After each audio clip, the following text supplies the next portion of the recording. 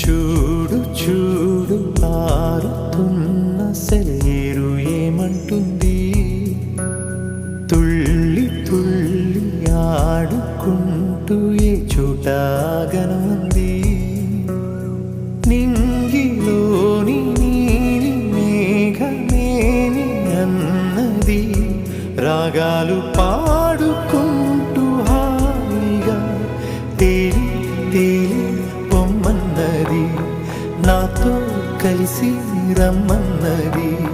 గాలిలోన గువ్వలాగా నీ వాడుకోమన్నది.